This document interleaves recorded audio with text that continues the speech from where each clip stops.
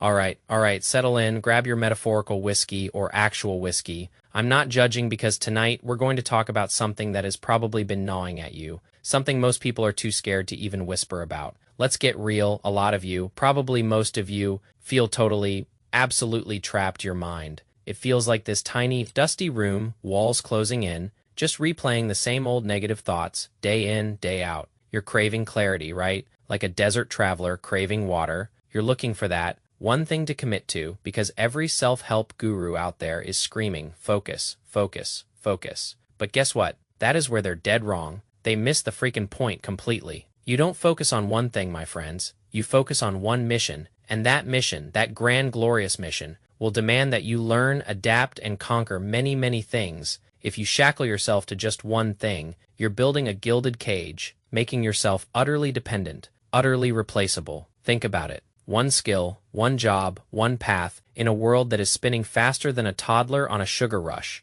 That is a recipe for disaster, a one-way ticket to obsolescence. And don't even get me started on these random ambitions. I see floating around, gaining some followers, starting some half-baked online business you saw a shiny ad for, trying to snag a date to fill that gaping hole of loneliness, or just clinging to any semblance of direction, anything to feel like you're moving, right? Like a hamster on a wheel, and building a business. Yeah, that sounds noble. It is definitely a different path from the corporate cubicle, a different dead end than the one society shoves you into. But if it is not born from a mission, it is just another distraction, another shiny object to keep you from facing the real work. No wonder most people never even start, right? No wonder they question every single move, every single decision. It is no surprise they struggle to achieve anything truly worthwhile, so they slowly, tragically start to accept their fate. Maybe I'm just meant to be average, they sigh. A defeated whisper in the wind. Maybe you were meant to wake up. Hit snooze 4 times, walk the dog, commute to a job you secretly despise, fake a smile, pretend to care about TPS reports, commute home, bicker with your significant other, zone out in front of the TV, pass out, and then do it all again, day after soul-crushing day. That is the script, isn't it? The one written for you, not by you, but here is the kicker. The inconvenient truth. The elephant in the room that no one wants to talk about. You're trying to achieve freedom, real freedom, with a mind that has been systematically conditioned to be a servant. It is like trying to force a square block into a round hole. It simply, emphatically will not work. I'm going to kick off this section with a sentence that I believe will resonate deep within your bones. The greatest skill you can possibly develop, the single most powerful weapon in your arsenal, is the ability to figure it out. That is it. That is the secret sauce, the golden ticket. And that, my friends, is exactly what we need to talk about. We need to talk about how to figure out what you truly want out of this wild, messy, beautiful life. And I can guarantee you right now, with every fiber of my being, it is not going to come from anyone else. Not from some guru, not from a book, not even from me telling you what you should do. Why? Because humans, bless our chaotic hearts, are natural generalists. We build tools, not just physical tools, but mental tools, to adapt to every conceivable niche and environment. Think about it, a lion majestic in the Sahara or a polar bear, king of the Arctic, they wouldn't last 5 minutes if you swapped their habitats. Their specialization is their strength, but also their prison. But us, humans, we invented language, culture, religion, stories, all these intricate mental frameworks, so we could build, adapt, acquire knowledge, and thrive anywhere. This is our superpower. This is what makes us unique. And this, tragically, is the ability that most people have lost. Remember being a kid, we loved to adventure, to discover, to figure things out. We made mistakes, we learned, we touched fire, then we learned not to touch fire, but then something insidious happened. Our learning stopped being about real, tangible mistakes. It started being about the traits. Our parents, our teachers, our well-meaning but ultimately misguided elders, deemed annoying,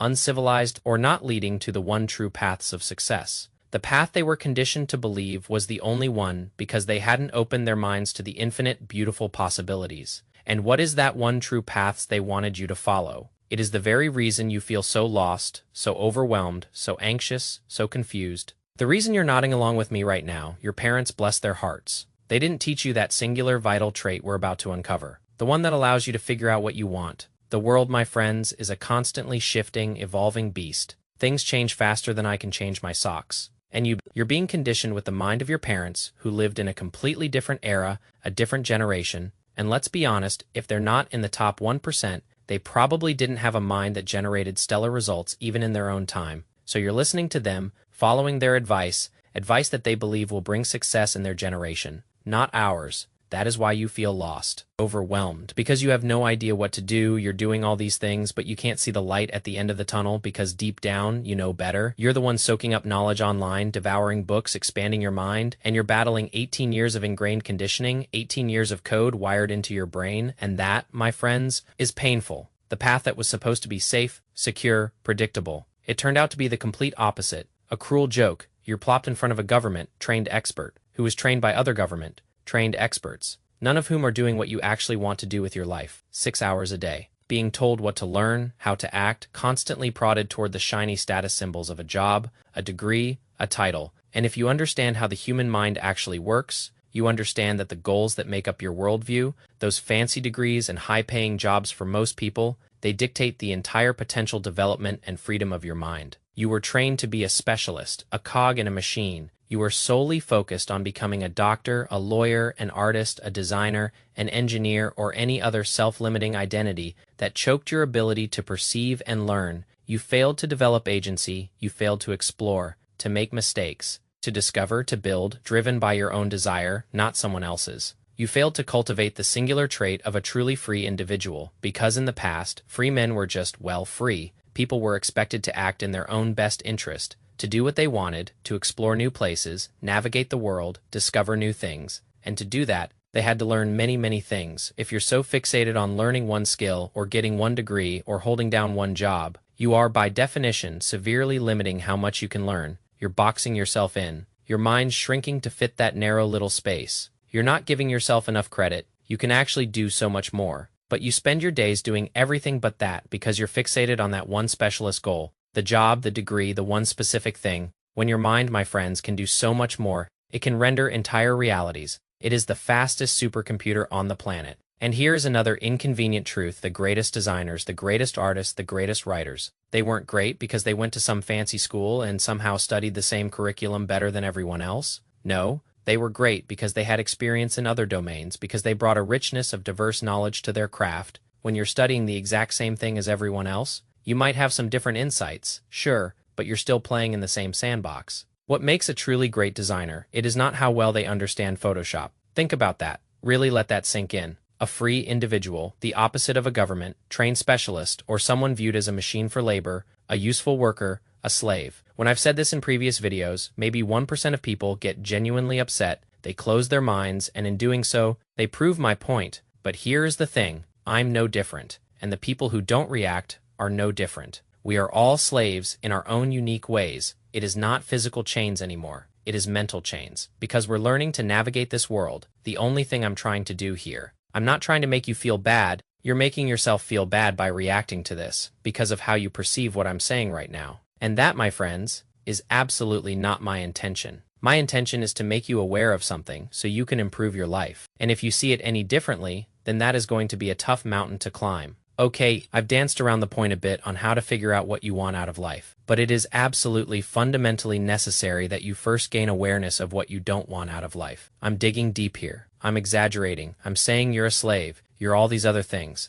I know you're not a physical slave. You're not in chains right now. But metaphorically, the concept of what a slave is, you could potentially be that in some area of your life. So by becoming aware of that, because most slaves don't even know they're slaves, it is just the norm. It is being average. If we want to define what a slave is, it is being average. Now that you're aware of that and what you don't want to be average. Simple as that. And you're aware of all the negative ramifications that come with it. Now we can start moving in a better direction, because you have to move away from something to move towards something. So I'll start this with another sentence to frame our discussion. The greatest mistake, my friends, is not making mistakes, because the thing is, you're different. You're aware of this. You're observant, maybe a bit quiet, afraid to speak your mind because they won't listen anyway. But that silence, that quiet submission, it is killing you, slowly. You tried to fit in, you tried to trust others with your future, you tried to demonize money, success, and all the good things. Because people told you that you don't need it to live a good life, but you need to build, because that is how you contribute to others, how you connect to something greater than yourself, how you embark on a unique journey that finally puts an end to robotic living, because,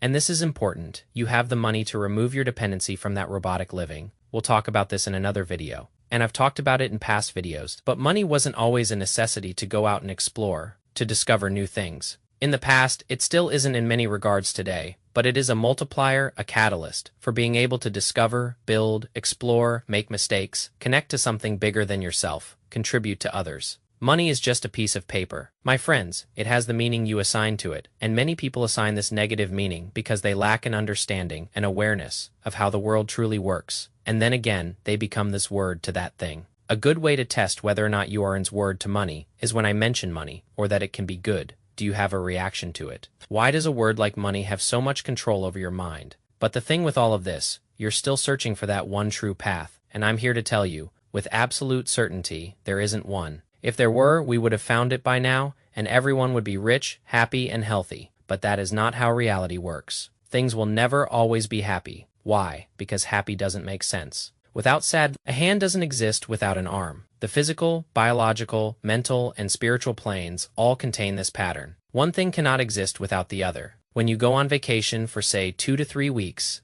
eventually it becomes normal. It starts to become boring. It starts to become everyday life. You're not discovering anything new. You go on vacation, you get all this dopamine because you're like, wow, this is a new place. All this is beautiful. But then once you're there for 3 weeks, it is just like being back home. But now you don't have anything to do. You don't have any work or business or purpose or project to focus on because you're on vacation. And so now when it gets normal, you just want to go back to work. You want to go back to your normal life. You want to do something, anything that allows you to explore and discover since you're on vacation and it has become normal. You miss out on that. And so now you want to go home, but since you've already tapped out that vacation, now you want to go home so you can experience something relatively new. But then if you don't focus, you're going to be searching for that discovery and exploration your mind craves inside your phone, or on social media, or by endlessly scrolling, or with video games, or with Netflix at night, or any of this other novelty you can find at the click of a button, and get that short-term dopamine. Hit that slowly makes it so you stay the same. You feel like you're discovering things, but you stay the same.